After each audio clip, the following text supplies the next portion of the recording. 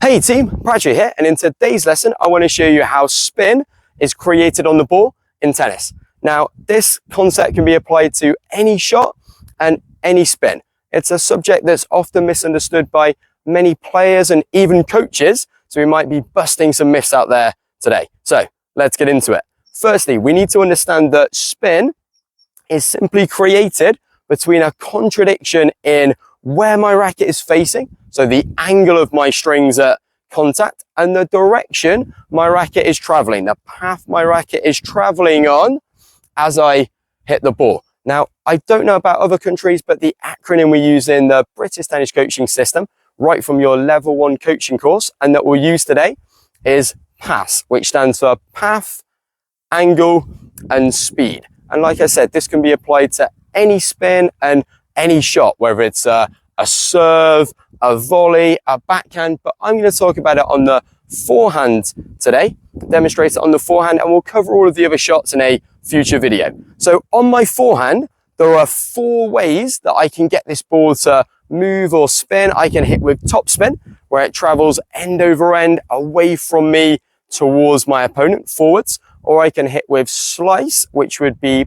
backspin, where the ball travels backwards towards me, away from my opponent. I can hit with side spin, where the ball travels sideways, or I can hit what we call a flat shot, where the ball has no spin or very little spin.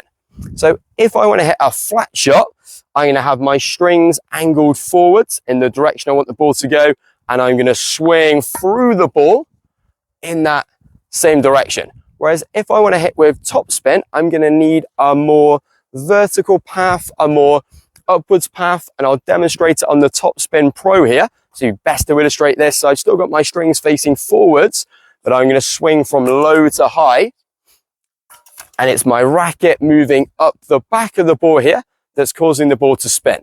If I wanted to hit with slice, it would be the opposite way around. So my racket would be moving down the back of the ball, so I'd have a high to low path to produce this shot. And if I wanted to hit with side spin, I'd need to swing sideways across the ball, across my body here, and you can really see how that ball was moving sideways in the air and once it bounced on the ground.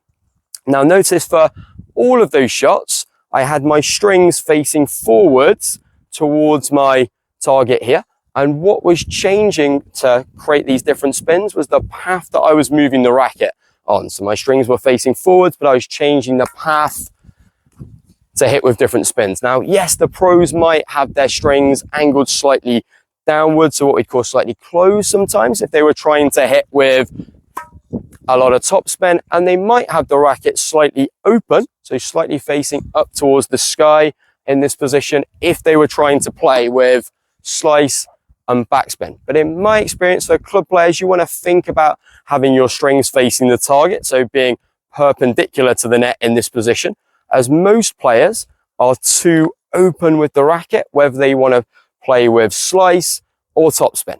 It's one of the reasons that players don't like to swing up to the ball to hit topspin, because there's now no contradiction in where your strings are facing and where you're swinging. So the ball goes in the direction your racket's facing, and it balloons up in the air. It shoots out the back of the court, sails out the back of the court, particularly if you try and add more speed. Remember, it was path, it was angle, it was speed. And if I have more speed with an open racket face,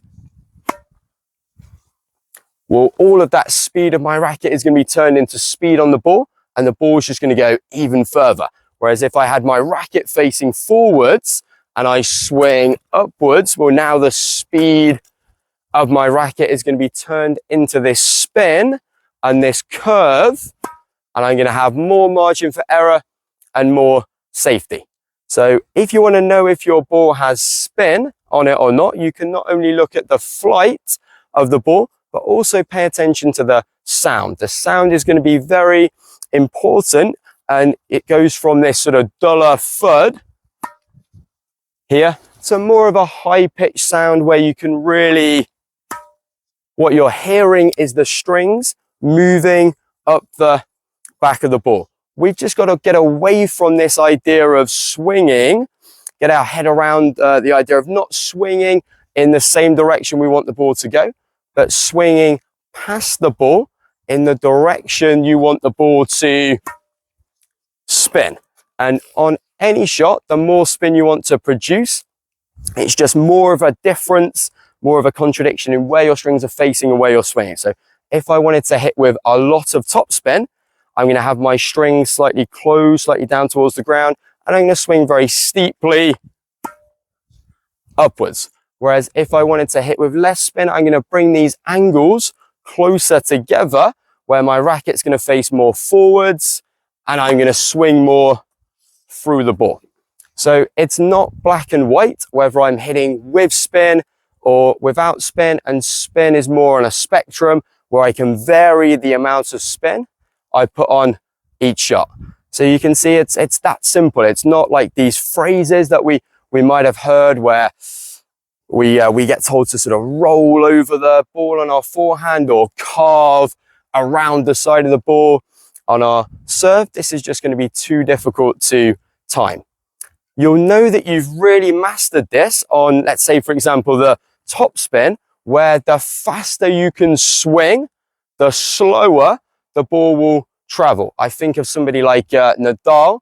In this case, he's swinging as fast as he can, and often his balls are landing around the service line because we're really turning all of this speed of our racket into spin. And it's almost the faster that we swing, we're able to be more consistent and hit with more safety, more margin for error. So, hope this video's helped. If it has, please give it a subscribe, please give us a like, and I'll see you on court in the next video.